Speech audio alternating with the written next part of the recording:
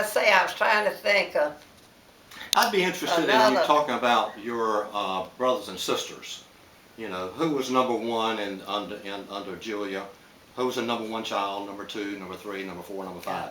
Well, you go through Bunny that? was the oldest, and then my sister Julie, we called her Sis, and then there was William, and then me, and then there were three younger, like Sue, Dale's mother, and my brother Jack, and my sister Mary. Mhm.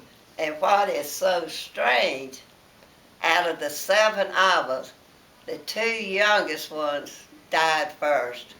Mary died with cancer, and my brother Jack uh, discovered he had cancer, and he committed suicide because his wife, the year before that he committed suicide, died with cancer.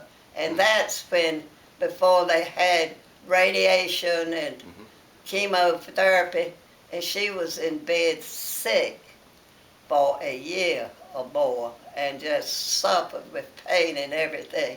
And after she died and discovered that he had lung cancer too, he didn't want his children to go through what he had. So, Tell us about Bunny now. I don't know anything about Bunny. well, Bunny, What did he do and where did he live? he was in service. He lived in Atlanta. where did Bunny live? Atlanta, didn't he? Well, Atlanta, yeah. After he graduated from college, and he graduated from state, and he went to Atlanta, and I'm having a senior moment. I can't remember exactly what work he did, but he lived in Marietta, right outside of Atlanta, and that's where his son lives now. And but Bunny, Sis and I would. At that time, I was driving the car and could drive to Atlanta, and his wife was a very talented piano player, and she taught music at one of the colleges, and she played at one of the churches and all. In fact, when his wife died, she was buried at that church yard cemetery. But anyway, we would drive there, and Bunny, we were always so crazy. We'd have more fun.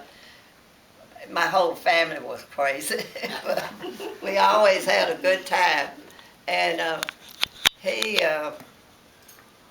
ended up dying with if it was lung cancer, I don't know, but we all in the family had this breathing stuff, COPD, because my daddy had it.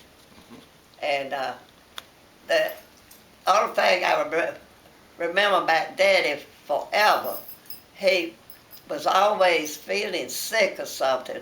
Mother had a special meal for him at night and all that stuff, and he would have his glass of wine, though, every night.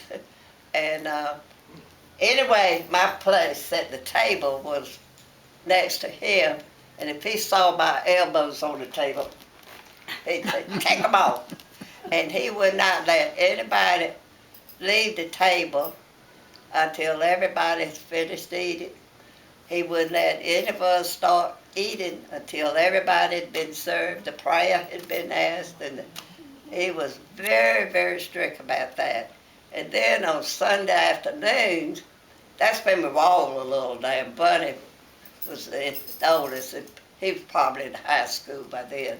But anyway, we'd bring us in the Sunday afternoon if it was raining, the weather was bad, get out the Bible, and we pick a chapter to read, and each one of us had to go around and read a verse or two in the Bible.